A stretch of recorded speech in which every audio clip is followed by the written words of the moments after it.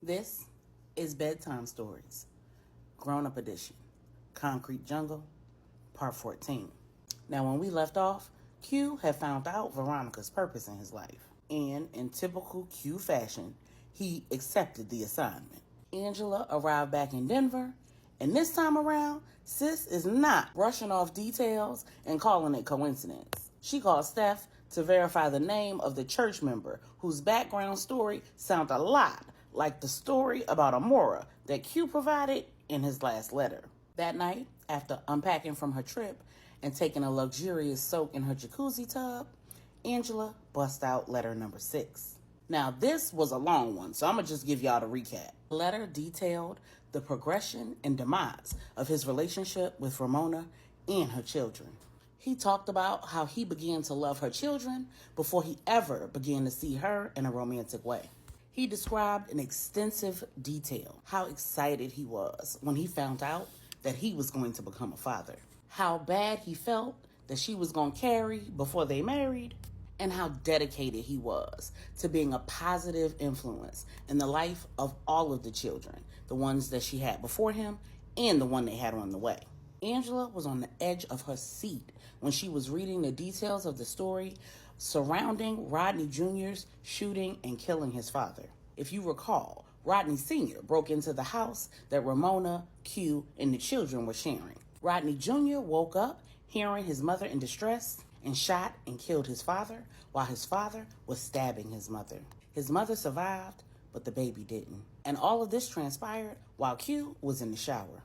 Rodney Sr. found out where they lived because he followed his son home from school on the school bus. Rodney Jr., who was 12, he learned how to shoot from Q. The stress, strain, and trauma resulted in Ramona and Q breaking up, and Q had a relapse. Now, when he got clean that time, he hasn't had a drink since. It's been like 6 years and some change. Angela's heart was broken, reading about Q's pain when Ramona lost their baby at 7 months gestation. Angela was so overcome with emotion that she had to put the letter down. She had never heard a man describe in such detail the pain that he experienced as the father losing a baby. Having experienced multiple miscarriages with her husband, Marcus, she knew firsthand what that pain was like, but she had no clue what it was like from the father's vantage point because Marcus never really shared his emotions. Reading these words, written in Q's own hand, made her realize just how painful it can be for men. But more importantly, she realized just how deeply Q was affected and how deeply Q loves. She was so moved that she got out of her bed, got down on her knees, and started praying for Q. She asked God to heal the parts of Q that had to be irretrievably broken after losing the baby with Ramona, and the parts of him that had to be broken when he lost the relationship that he gained with Ramona and her children. She asked God to comfort him, to give him peace, to renew his spirit, to send him the kind of love that he gives others and more, to bless his life with a wife and children, and so much more. Before she knew it, she was bawling, crying, praying and asking God to bless her with the same things. Then she just started worshiping, full out worship. She was excited for her future and for Q's. When she went back to the letter, she darn near had deja vu. She learned that Q prayed the same prayers for Ramona, and that those prayers were what helped him to get over his loss and to stop drinking. She also learned that the whole time she was missing, and after she was found and the baby was missing, and then when the baby was found and she was in the hospital, Q was praying fervently. And what really blew her mind was that the letter concluded with Q saying that he also prayed for Melissa. He noted that the children of violent parents are often victims of that violence, whether directly or indirectly. He said that while Melissa needed support, prayer, and therapy, she would also need to be loved through the loss of both of her parents at the hands of her mother. It was clear to Angela that by the way the letter was written, Q didn't even have a clue that she had Melissa.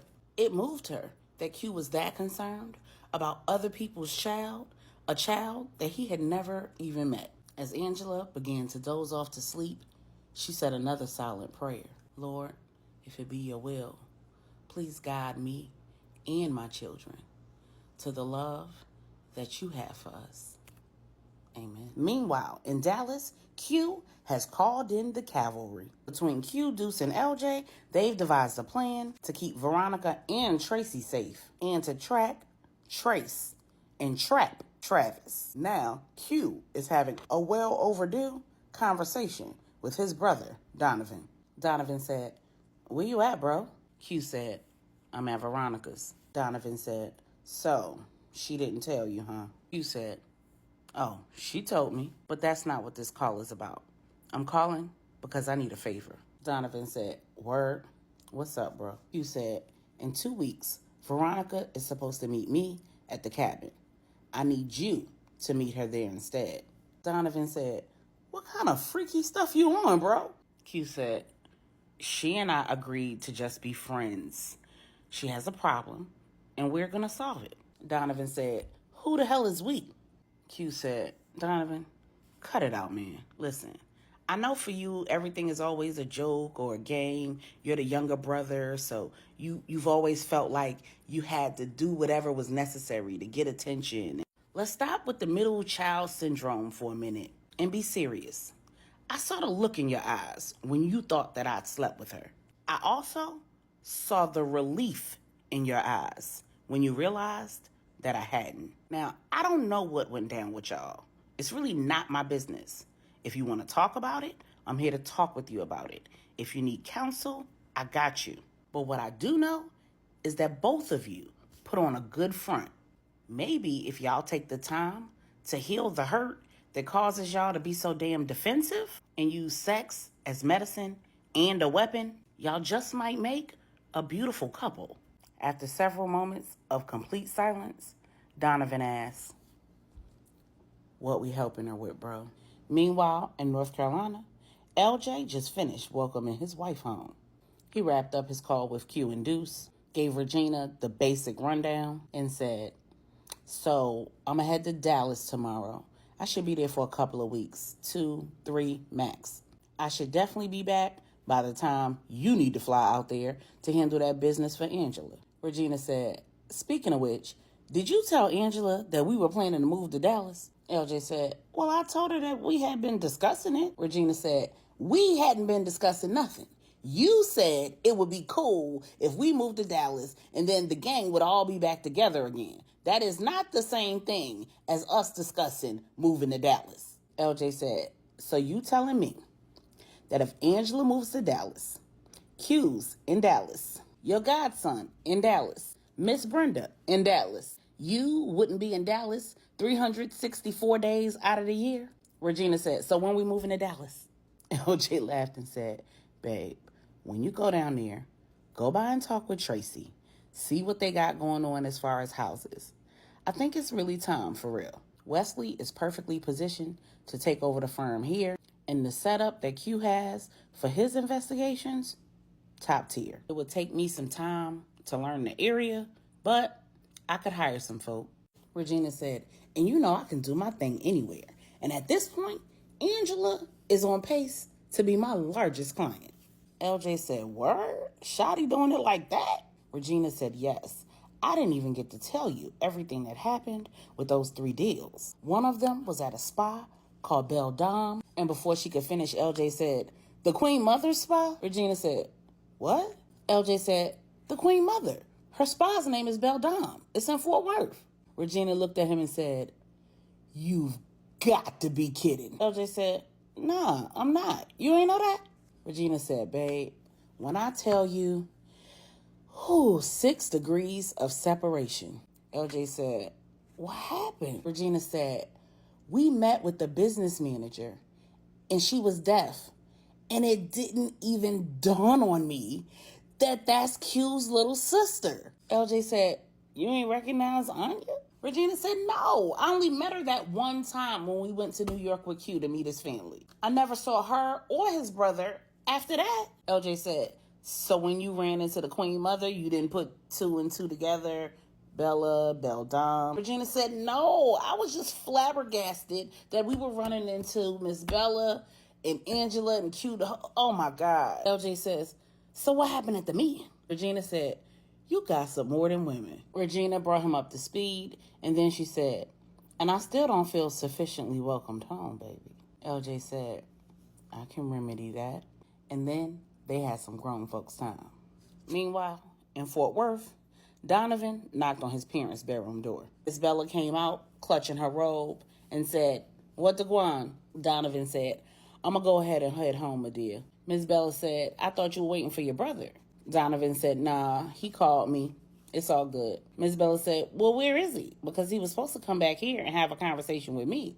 Donovan said, he's going to stay over at Veronica's tonight. Miss Bella said, now y'all better not start fighting over this young lady like y'all did back in the day. Donovan said, no, Ma, it's all good.